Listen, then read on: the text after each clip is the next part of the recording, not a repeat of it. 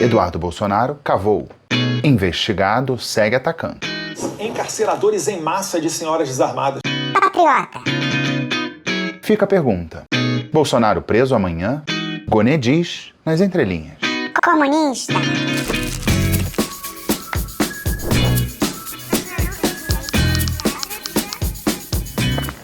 Gente, Coluna do Garrone de volta, tudo bem, gente? Esse espaço aqui é o Observatório da Extrema-Direita, é isso que virou, porque eu acho que é isso que eu consigo fazer de melhor e diferente do que a gente vê por aí no jornalismo. Sim, esse é um canal de jornalismo.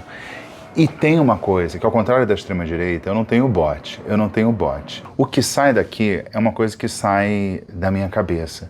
Por que eu digo que a inteligência artificial não me entende? Porque não me entende. Eu tenho uma extensão aqui no meu browser, que é uma inteligência artificial que faz resumo dos vídeos. Eu fiz um vídeo na semana passada sobre a Carla Zambelli, aliás, veja. Eu vou ler para vocês o que diz a inteligência artificial resumindo o meu vídeo sobre a Carla Zambelli. Diz: o vídeo apresenta informações sobre Zambelli, uma empresa conhecida por sua produção de materiais para construção e inovação, foco em parcerias e serviços ao cliente para melhorar experiências. Acho ótimo que a inteligência artificial não entenda, porque eu não quero ser decifrado pela inteligência artificial. E o conteúdo tem tanta intervenção subjetiva que ele fica incompreensível para a inteligência artificial. Eu tomo esse resumo mal feito do meu último vídeo como um elogio. Eu vou falar do caso do Eduardo Bolsonaro, ficou claro na abertura, mas também vou falar do Paulo Gonê, o procurador-geral. Fala muito Alexandre, ninguém fala do Gonê. Vou falar do Gonê um pouco. E ele é um cara meio engraçadinho, tem ali um jeitinho meio maroto. E vou tentar responder a pergunta: Bolsonaro vai ser preso? O Gonê dá umas dicas. Gonê, tchutchuca do Xandão. Interessante, a Selminha me deu uma ideia. Eu vou falar nesse vídeo sobre mitologia. Mitologia clássica, helênica, não. Mitologia bolsonarista. E eu vou mostrar como o Gonê é tratado dentro da mitologia bolsonarista. É análise, é jornalismo, é observatório da extrema-direita. Essa é a Coluna do Garrone. Se inscreve no canal, me segue nas redes sociais. Seja bem-vindo, seja bem-vinda. Essa é a Coluna do Garrone. Bem, eu vou falar de Eduardo Bolsonaro. Tenho uma certa preguiça? Tenho. O meu canal virou o grande óbvio, mas o óbvio deixou de ser óbvio. Vai existir aí um choque de versões da realidade. Eu acho importante a gente estar bem fundamentado para a gente não cair nessas cascas de banana que deixam aí. Casca de banana ali, que eu chamo de como a extrema-direita tenta simplificar o discurso e às vezes a gente, como eu já mostrei muitas vezes aqui em muitos casos, a gente acaba desviando o debate porque não é importante ou que não é a questão e a gente está debatendo glúten com sequestrador. Eu fiz um vídeo sobre glúten para o sequestrador, faz sentido, se tiver curiosidade, olha aí no canal. A única vez que eu fiz um vídeo sobre Eduardo Bolsonaro foi lá no início do canal. Um nano youtuber recebeu uma enxurrada de hate. E aí me acharam no Twitter e não vieram aqui engajar. E me xingaram muito, gente, me xingaram de viado. Vocês acreditam nisso? Não é um xingamento, é jornalismo, né? O nome disso é apuração. Aí eu vou mostrar pra vocês. Ai, gente, tô muito feinho. Vou dar o contexto. Ai, gente, como a gente piorou de lá pra cá.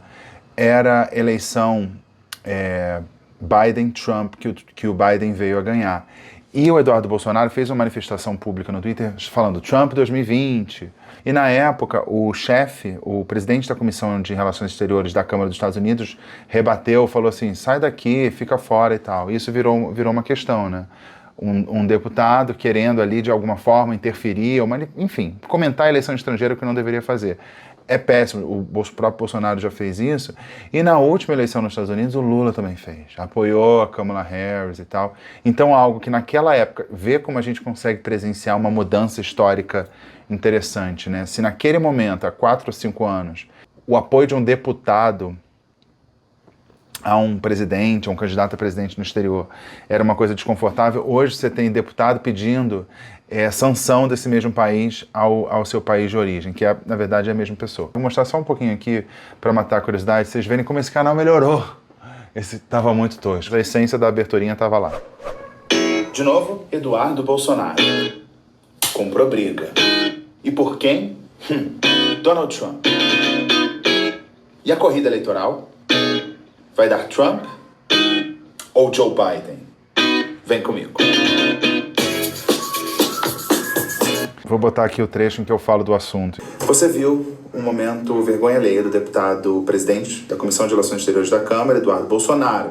Ele tuitou um apoio à campanha de Donald Trump e recebeu uma reprimenda ali ao homólogo dele na Câmara dos Estados Unidos, o presidente do Comitê de Assuntos Exteriores. Ele disse que é vergonhoso e inaceitável. Ai, gente, tá. Eu acho lento. Isso aí tinha um sobrepeso da pandemia.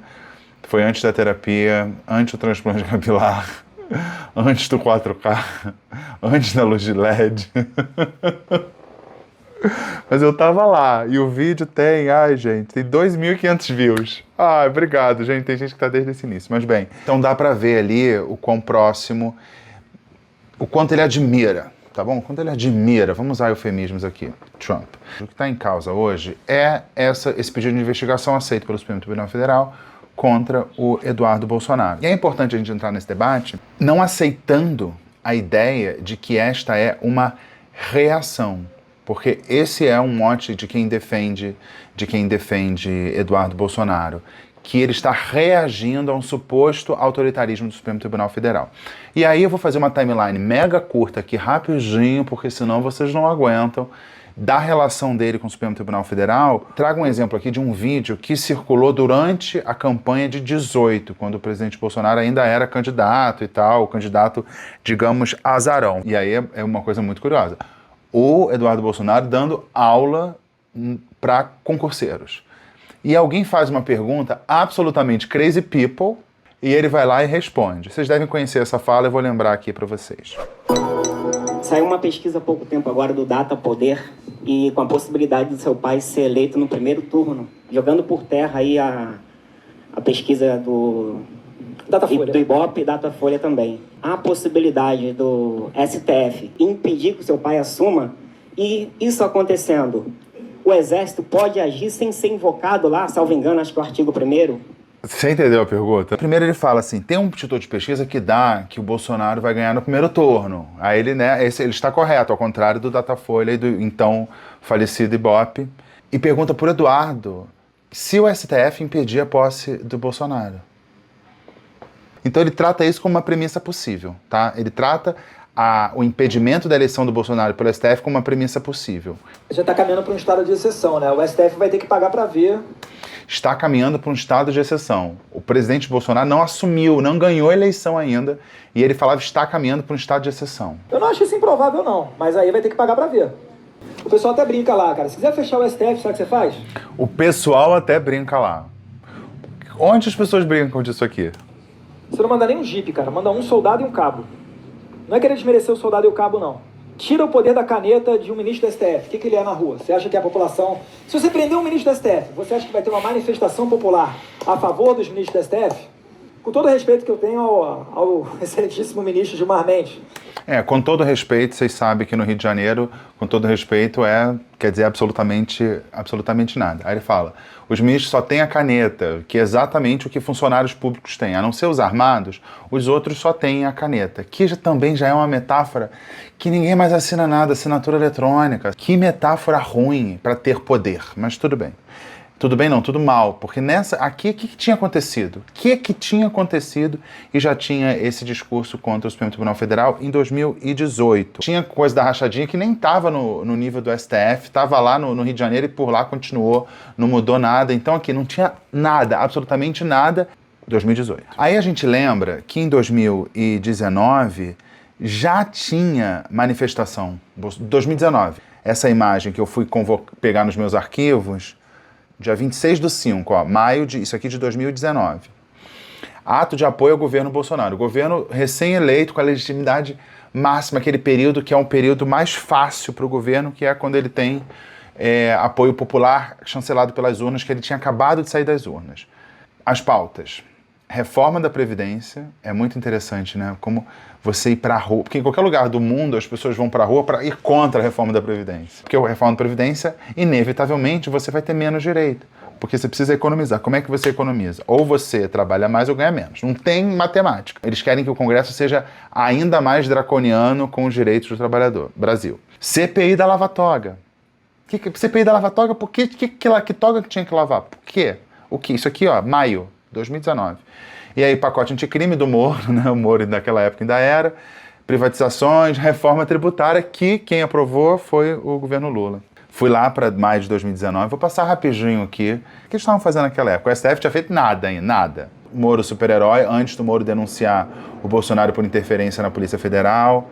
Presidente Bolsonaro, estamos com você. Sim, ok, ele era presidente. Fora STF, Alcolumbre, então presidente do Senado e agora presidente do Senado, e Maia, então presidente da Câmara. Sérgio Moro, livrai-nos do mal, estava lá, 2019. Trabalho para sustentar vermes e parasitas dos três poderes, essa ideia de antissistema. Congressistas, deixem o mito trabalhar. Sim, a CPI da Lava Toga, 2019. Lavar o quê? Ó, estátua em Santos e tá aqui, ó. Fora STF. 2019, os bolsonaristas já estavam contra o STF. Brasileiros, vamos desacatar o STF. Tava lá, Praça da Liberdade, Minas Gerais. Tinha aqui, ó, alguém vestido de morte com a placa STF. Alguém com uma toga, morte, né? E depois isso aqui era só simbólico, né? Como a gente vê na investigação, isso não era nada simbólico, havia plano para matar o Xandão. Vamos pular para 2020, pandemia comendo, e tinha lá, o Bolsonaro fez aquele discurso sem máscara, né? Aquelas coisas que a gente sabe. Porque acredito em vocês! Ó, acredito em vocês. Vocês estão aqui porque acreditam no Brasil! Acreditam no Brasil. Cheia da velha política! Enfim, chega da velha política e tal, e aquela torcida ali.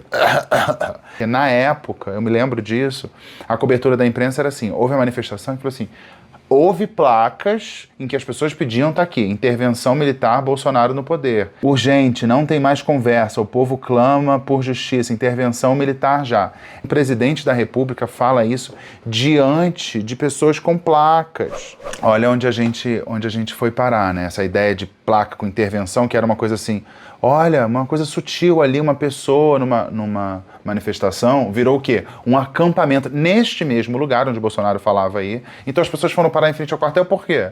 Por que será que elas escolheram aquele CEP? Não era porque o Bolsonaro já tinha escolhido aquele lugar simbolicamente, quando as pessoas pediam intervenção militar, ele estava lá no QG do Exército. Se fosse uma placa Viva o Comunismo, ele ia falar assim, essa placa está errada. Uma placa intervenção militar, se você não fala nada, é apoiar, né? Que saudade do mito! Tá, intervenção militar, claro, golpe de Estado. Eu não vou passar aqui pelos anos de 2022 e 2023, que são basicamente o período sobre o qual eu venho falando há um tempão, por conta do processo que corre, o processo de golpe contra Bolsonaro e companhia. Tá tudo muito claro, os meus outros vídeos já tratam disso. Eu quis só trazer esses exemplos para dar uma ideia de como essa ação contra o STF não é uma reação. Houve ali uma provocação inicial e desde 18, e já diagnosticando o STF como inimigo e como alguém que, segundo Eduardo Bolsonaro, caminhava ali para um estado de exceção, antes mesmo do Bolsonaro ganhar a eleição. Então, a menos de um mês da apreciação do caso na Suprema Corte, do caso do golpe, o Eduardo Bolsonaro decide sair do Brasil e começar uma campanha contra o STF nos Estados Unidos. Aí o PGR foi lá e pediu abertura de investigação. É uma coisa muito chata? É uma coisa muito chata. Eu preferia estar fazendo vídeo sobre Marília Mendonça. Preferia me debruçar sobre as letras de Marília Mendonça do que me debruçar sobre o pedido do Gonê. Mas eu acho esse último mais importante pro debate público e pro momento em que vivemos. Então eu vou começar aqui com a primeira reação do Eduardo Bolsonaro, a partir do momento que ficou conhecido o pedido de investigação. O PGR Paulo Gonê acaba de abrir um inquérito contra mim, alegando que a minha atuação aqui nos Estados Unidos pode configurar o crime de abolição violenta do Estado Democrático de Direito, cuja pena pode chegar a 12 anos de cadeia. Não é bem. Só configura aquilo que sempre falamos. O Brasil vive um regime de exceção, onde... Sempre falamos desde quando? Na verdade, eles são contra a Constituição de 88. Eles são contra a democracia e defendem a ditadura militar, o regime militar, né?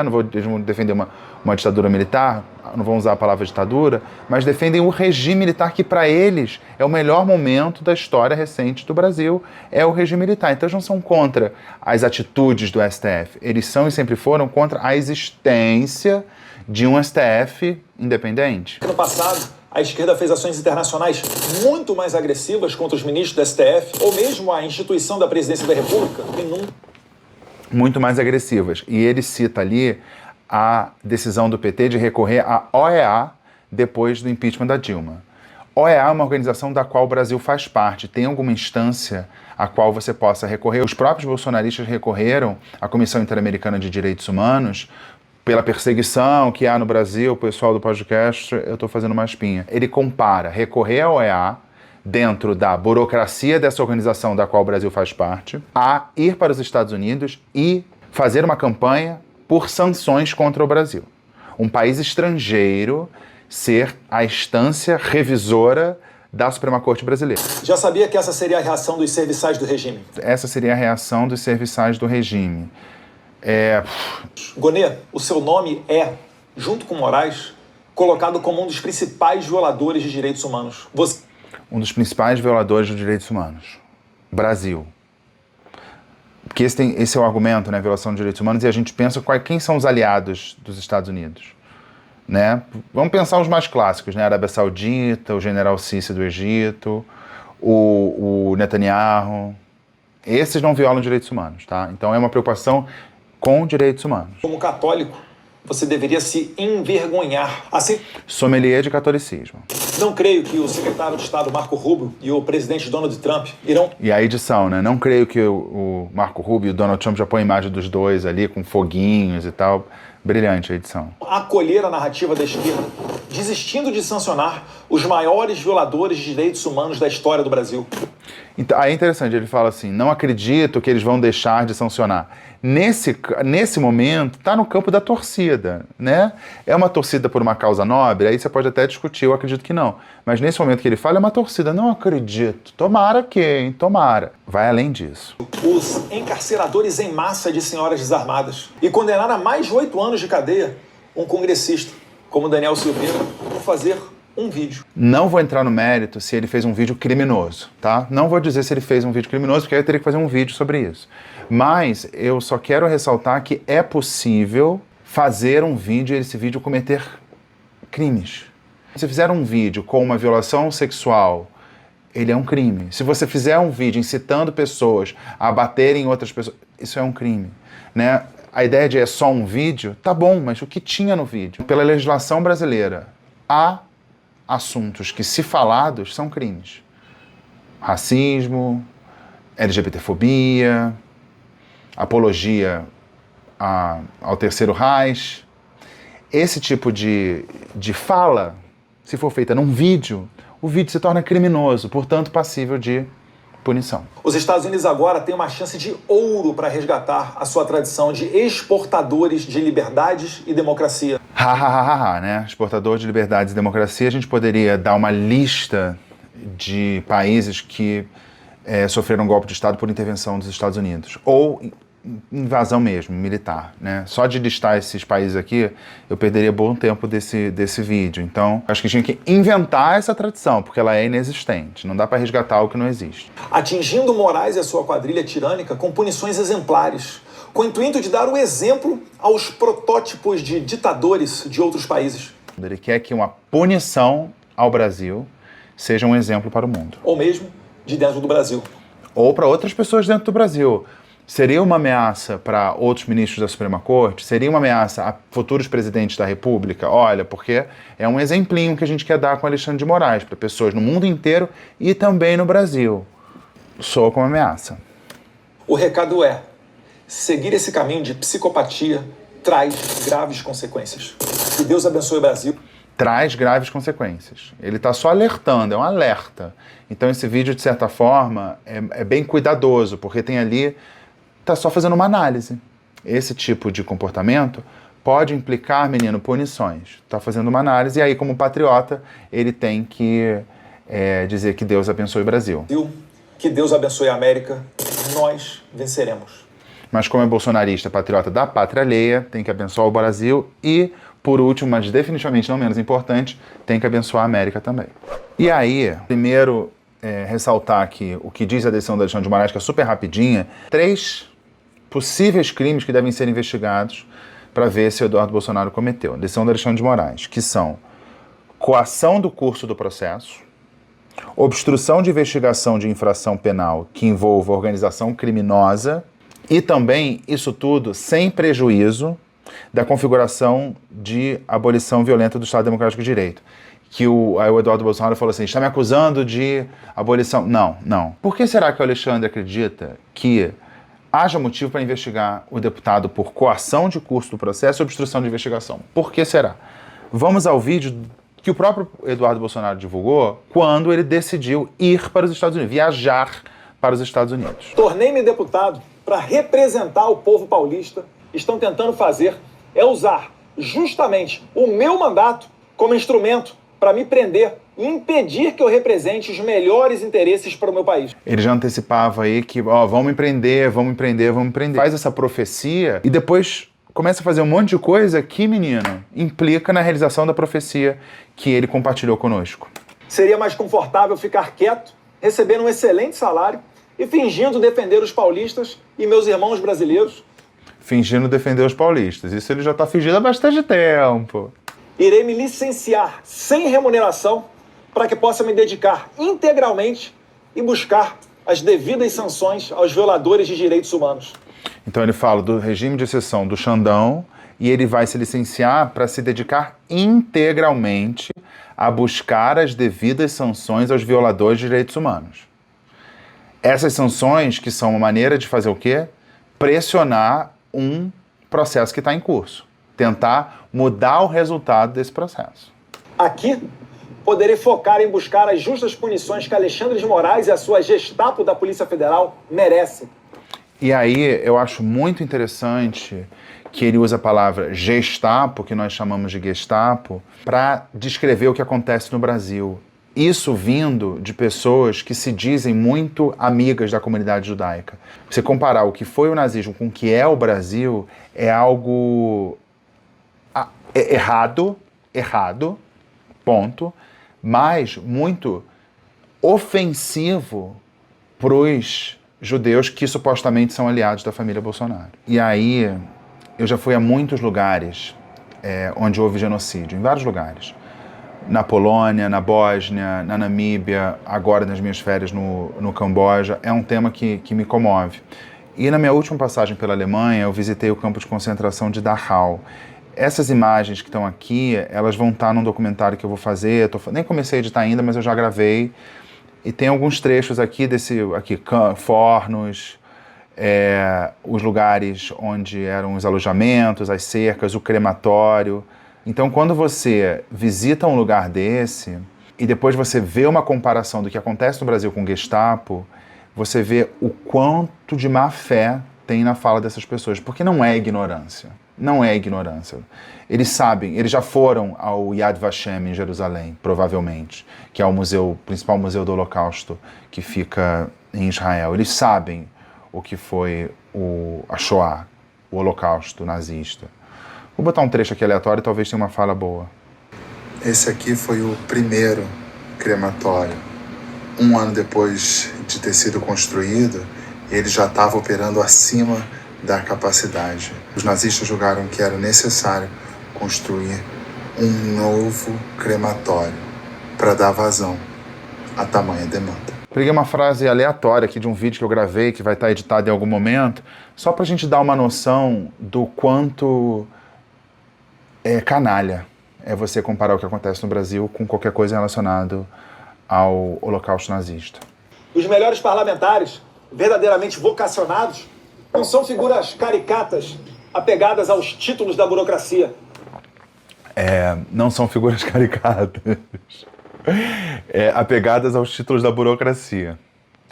Todos os filhos homens, todos os filhos maiores de idade do Bolsonaro estão bastante apegados aos títulos da burocracia, né? Tem vereador, deputado, senador. Abro mão de cabeça erguida de toda essa pompa para seguir firme na minha missão de trazer justiça para todos os tiranos violadores de direitos humanos mais básicos. Isso é interessante. A Carla Zambelli, como eu mostrei no vídeo passado, ela também fala que o salário de deputado dela, que é muito bom, mas não está conseguindo pagar as multas, então pediu Pix. Essa ideia de que é muito bom o salário, é muito bom abrir mão disso, tem duas implicações. Parte-se do princípio que a maior parte da renda dele vem do salário dele como deputado. Quando ele fala, rejeitou as pompas e tal, e ele vai para os Estados Unidos e aparece em imagens ostentando a mulher com uma bolsa de grife, bate direto nesse argumento. Você abrir mão das pompas. Ah, tá bom, e a bolsa de 40 mil reais? Ele precisa dizer que há algum tipo de privação financeira. Aí ele abre mão de um conforto. Mas na prática a gente sabe que não há privação, né? O próprio Bolsonaro disse que está mandando dinheiro, arrecadou milhões no Pix. Então assim, não há privação. Também não descansarei até construir o cenário internacional que permita eleições limpas, transparentes e com ampla participação da oposição. Tem que construir um cenário internacional que permita eleições limpas e transparentes, ou seja, as eleições que houve não foram limpas e transparentes. Não aceitam o resultado da eleição até hoje, mesmo sem dizer por quê. Simplesmente porque não acreditam. Onde os líderes da oposição, que arrastam multidões nas ruas, sejam impedidos de concorrer por conta de eufemismos desavergonhados de tiranos. Eufemismos desavergonhados. Não seria eufemismo, seria o contrário, né? Seria hipérbole, né? Seria um exagero do que eles fazem. E essa ideia de levar multidões para a rua, primeiro que né? Se você cometer um crime, tem pessoas que acham que o que você fez não é crime, e 2, multidões, aí já é licença poética. Não tenho dúvida que o plano dos nossos inimigos é encarcerá-lo para assassiná-lo na prisão ou deixá-lo lá perpetuamente. Deixá-lo lá. Ele trata como inimigo, e é importante isso, né? A construção desse inimigo. A princípio, o STF não tinha nem olhado para a família Bolsonaro, e já era inimigo. Então, quem é o inimigo da história? Essa ideia de que há dois lados que se odeiam é uma posição, uma opinião de um espectro político. Essa não é uma informação. Se esse é o plano de Deus para a minha vida, entrego-me de corpo e alma, para que eu possa ser um instrumento de sua vontade, para que eu possa parar a sanha totalitária de um psicopata sem limites. Parar a sanha totalitária de um psicopata sem limites é parar o julgamento. Sim, eu aceito esse sacrifício com honra.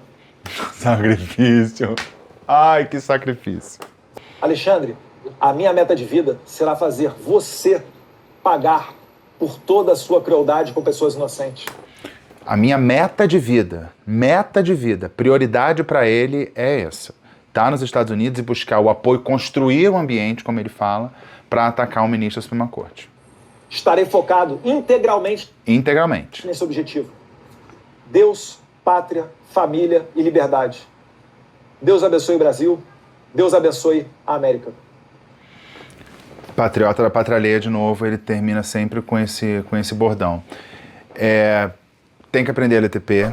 No pedido de investigação, o PGR vai citando o quão notória é essa missão do Eduardo Bolsonaro. E tem esse link, por exemplo, da matéria da CNN, que ele diz que espera sanções dos Estados Unidos a Moraes. E diz lá, aspas da CNN, as sanções que eu busco são pontuais contra um grupo de pessoas. Vou falar aqui, não é só Alexandre de Moraes, não, mas contra um grupo seleto de pessoas que há muito está abusando de seus poderes, há muito está violando os direitos humanos.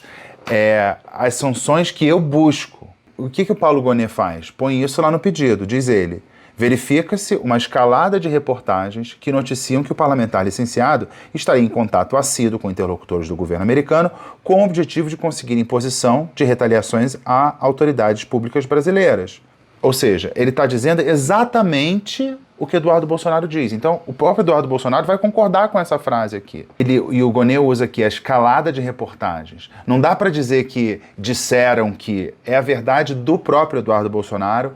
Ele diz e repete, deixa claro o que ele quer. Aí que eu digo que o Gonet tem um queijo de sapequinha de engraçadinho, porque olha o que ele diz aqui. As sanções cogitadas em legislação especial americana, como o senhor Eduardo Bolsonaro divulga, podem incluir impedimento, entrar no país, bloqueio de bens, impedimento de celebrar simples negócios diários com empresas que possuam alguma ligação com os Estados Unidos. Eu acho que deu até uma preguicinha pro Gonet, em vez de explicar o que é a lei Magnitsky, ele falou assim, o próprio já detalhou pra gente. Você já botou na boca do Eduardo Bolsonaro. É isso, ele explicou, o próprio Eduardo Bolsonaro explicou. E diz lá o PGR, desde o início do ano, o deputado federal Eduardo Bolsonaro vem reiteradamente, publicamente, afirmando que está se dedicando a conseguir do governo dos Estados Unidos a imposição de sanções contra integrantes da Suprema Corte, da Procuradoria-Geral da República e da Polícia Federal, pelo que considera ser uma perseguição política a si mesmo e a seu pai. É um relato jornalístico do Gonê aqui. E diz lá, os eventos narrados apontam para a figura penal de coação do curso do processo, embaraço à investigação da infração penal, que envolve a organização criminosa de papai, o de papai por minha conta, não sendo de se excluir a pertinência do tipo inscrito penal, artigo 359L do Código Penal, que é golpe de Estado.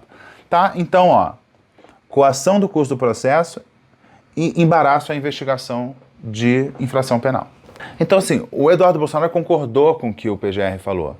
A diferença é que o Eduardo Bolsonaro não acha que o que ele faz é coação do curso do processo ou embaraço à investigação da infração penal da organização criminosa de papai. 2, ele pede ali um depoimento do Bolsonaro por 2 motivos. Porque o Bolsonaro é o beneficiado. Se tudo que o Eduardo Bolsonaro estiver fazendo der certo, o beneficiado é Jair Bolsonaro. Por esse motivo. E 2, porque o próprio Bolsonaro já declarou que é o responsável financeiro pelo Eduardo Bolsonaro em território americano. Ele está financiando o filho lá. Então você viu que loucura? O PGR, tudo que o PGR diz, o Eduardo Bolsonaro assinaria embaixo. Só a parte final que isso implica crime, ele não concordaria. Mas o resto é exatamente o que ele está fazendo. Agora, tenta dar uma descolada do que é bolsonarismo, Brasil, Trump. Pensa num país A e num país B. Então, tem um deputado do país A que vai para um país estrangeiro, B, e diz que lá vai incentivar, convencer, articular, e quando dão alguns sinais nesse sentido, ele comemora e chama para si a responsabilidade por aplicar sanções contra o seu país de origem. Quando o Marco Rubio, secretário de Estado, comentou que haveria ali alguma possibilidade de ter sanções, ele comemorou e chamou essas sanções de bomba atômica.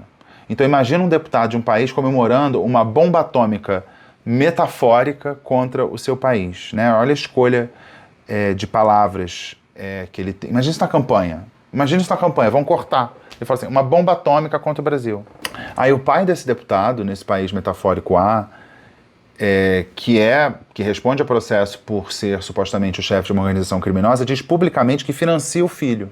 E o filho já disse lá no exterior que busca a pena de morte financeira para as autoridades brasileiras, que ele vai ficar sem cartão de crédito e tudo mais. O que para a família Bolsonaro não seria um problema, é um problema para os outros, porque eles vivem muito bem com essa coisa de dinheiro vivo, podia até dar um curso online, né? Não tem problema nenhum, né? Vive com dinheiro vivo, deveria ser. Ele querer que o Alexandre de Moraes faça como a minha família, você vai ver como é, viver só com dinheiro vivo, comprar imóvel com dinheiro vivo, vai ser um transtorno. Todo esse trabalho integral do deputado, pela avaliação do Procurador-Geral da República, é algo que merece uma investigação por ser supostamente criminoso. Eles não acham.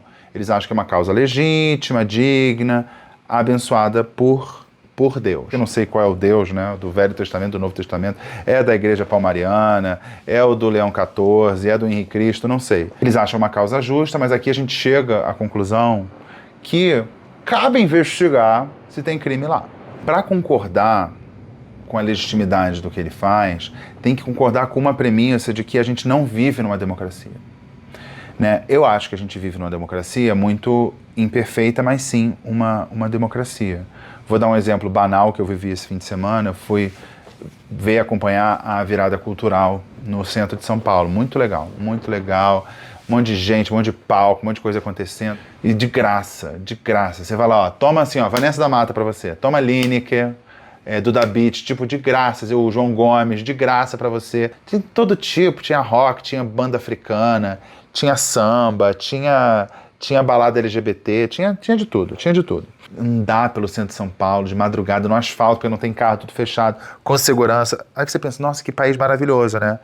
E os artistas podendo trabalhar da maneira deles, como querem, sem interferência. Nossa, uma democracia. O meu passeio pelo centro terminou na Praça da Sé, onde eu vi dezenas de pessoas dormindo na rua. Então, assim, é uma democracia imperfeita. Mas a democracia que esse povo defende não é essa da virada cultural. Por eles, acabaria a virada cultural, ou você tiraria a curadoria, entregaria para Silas Malafaia fazer a curadoria dos artistas, e essas pessoas que estavam dormindo na rua é cracudo, não se esforçou, né? Só se esforçar que você consegue.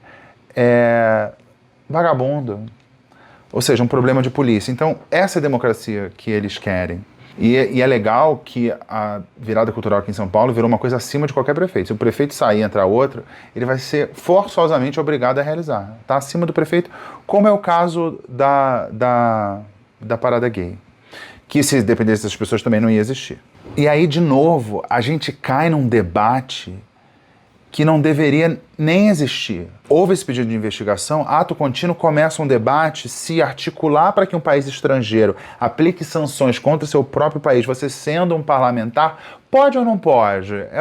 É o debate entre alguém que vê evidências científicas do aquecimento da Terra e uma pessoa que simplesmente discorda, porque não pode, só Deus pode mudar, só Deus pode mudar. O homem não é capaz de mudar a temperatura do planeta.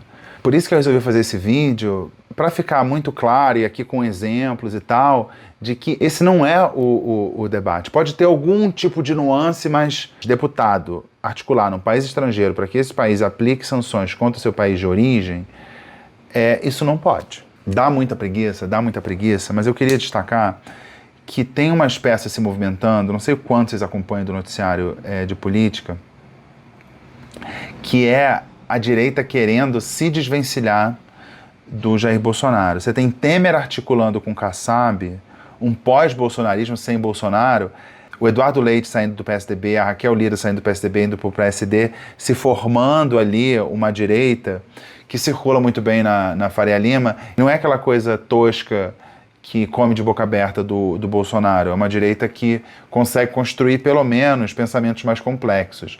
Agora, a discussão é uma direita realmente diferente do Bolsonaro? Porque o candidato, que é o queridinho deles, jamais discordou de Jair Bolsonaro e precisa do apoio dele para se viabilizar como candidato. Porque o Bolsonaro tem...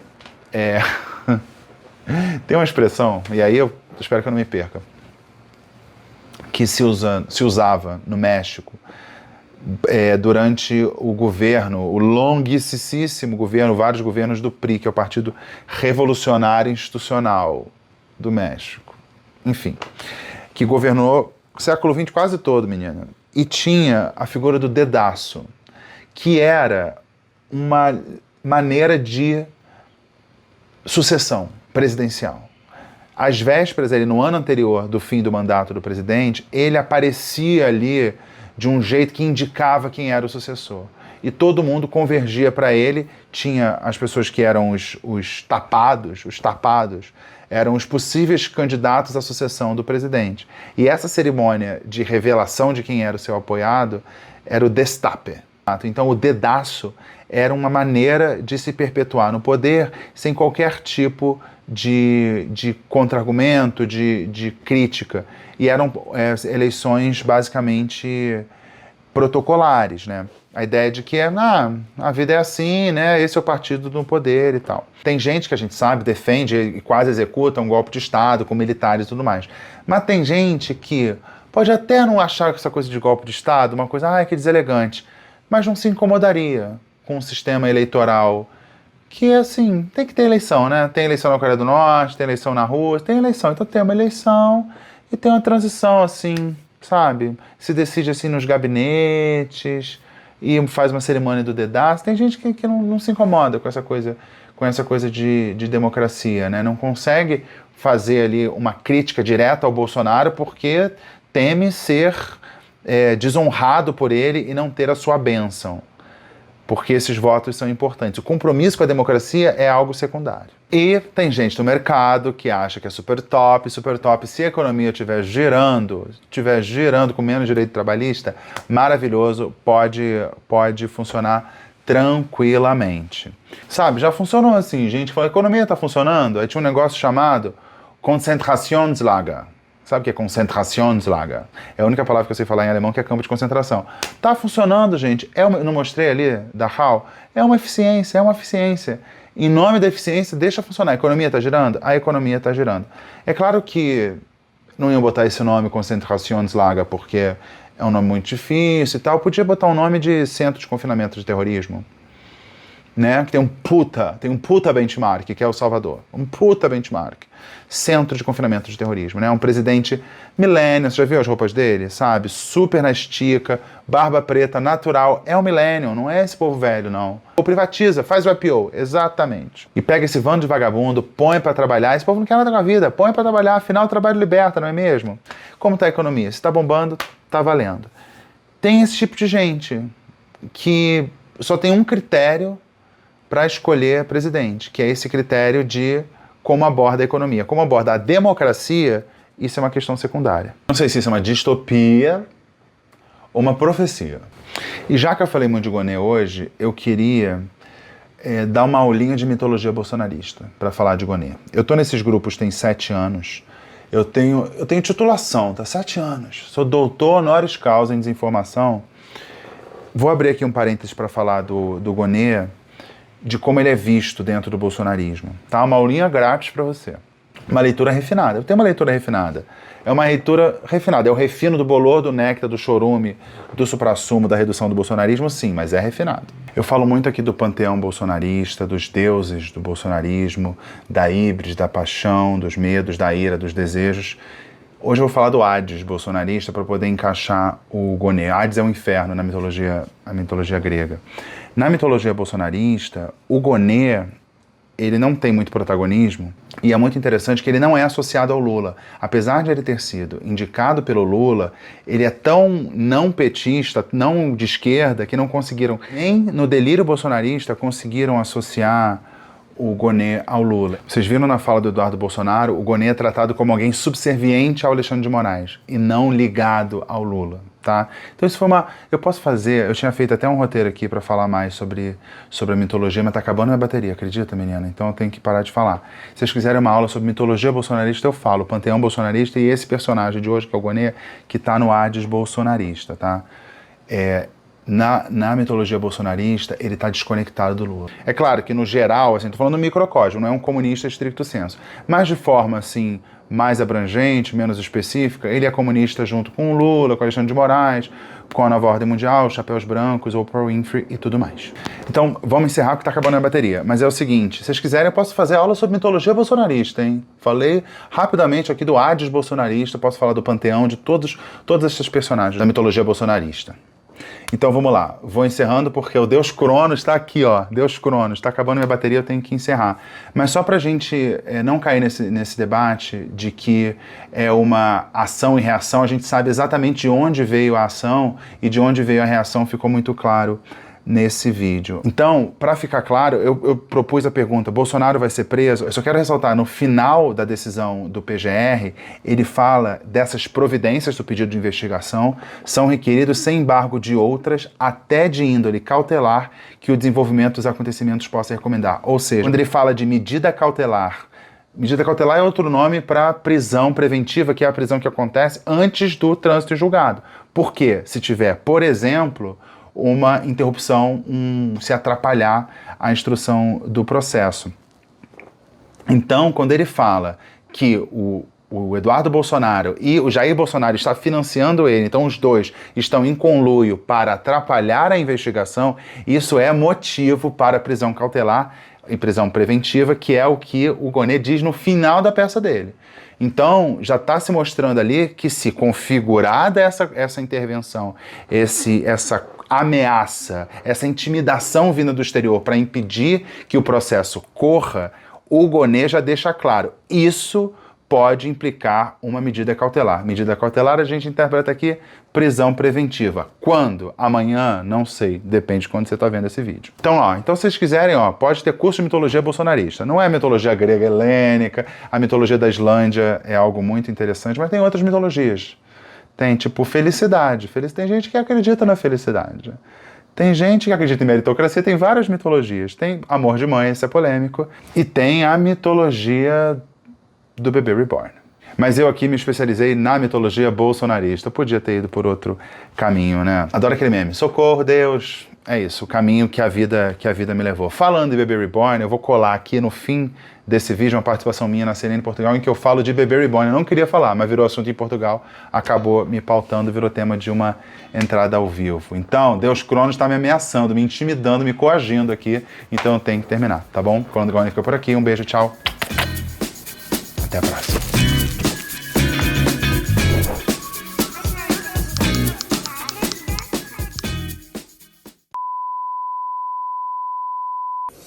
Os bebés reborn são um autêntico fenómeno em todo o mundo, feitos à mão e altamente realistas, simulam um recém-nascido.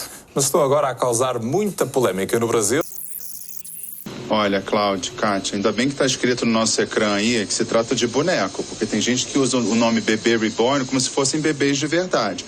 E a gente tem temas aqui, a gente está tendo julgamento de um golpe de Estado, tem um caso de fraude milionária na Seguridade dos reformados brasileiros, mas esse tema dos bebês reborn colonizou aqui o debate público.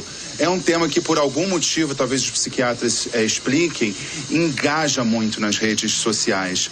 Mas é uma questão com pouco lastro na realidade. Estatisticamente, não é muito relevante. Só que aí, quando vocês falam da política, a política aqui no Brasil, espero que não aí em Portugal, mas aqui no Brasil, os temas que viralizam, os temas que sacodem a rede social, acabam estimulando os políticos a tratarem do assunto, porque aí eles ganham notoriedade junto. 25 projetos de lei em câmaras espalhadas pelo Brasil para tratar desse assunto, principalmente nessa possibilidade de atendimento no sistema de saúde. Só que isso, Cláudio e Kátia, foi baseado em um caso que nem foi um caso de atendimento. E é bom destacar esse caso porque dá uma ideia no mundo meio Black Mirror no qual a gente vive. Porque uma mulher, e algumas pessoas chamam de mãe, uma mulher que possui esse boneco de silicone, foi a um hospital visitar uma amiga e fez umas imagens ali como se fosse uma imagem de um atendimento do tal boneco, também conhecido como bebê reborn. Pronto, esse vídeo viralizou, até a última vez que eu vi tinha 15 milhões de visualizações e aí gerou um debate, mas é um debate falso, como se esse atendimento tivesse sido feito. Mas aí os políticos aproveitaram e começaram a legislar sobre esse assunto justamente para poder ganhar notoriedade. E há em um projeto, por exemplo, uma previsão de multa de 8 mil euros para quem for levar o seu boneco para ser atendido. A motivação do projeto é nobre, né? Porque aí se você gasta um tempo com o seu boneco ali na fila, você pode atrapalhar o atendimento de uma pessoa real ou pode gastar dinheiro público com esse boneco. Mas, de novo, não houve casos notórios, reais, que pudessem mobilizar esse tipo de atendimento. Mas a gente tem que levar um pouco a sério também, porque em alguns casos, esses bonecos, esses bebês reborn, são usados ali de forma terapêutica. Por exemplo, houve uma nota do Conselho de Enfermagem falando para levar em conta a questão terapêutica, mas não pode atender. E aí eu encerro, Cláudio e Kátia, com o mais inusitado aí. Uma tradicional paróquia de Salvador lançou uma nota e proibiu o batizado de bebês reborn.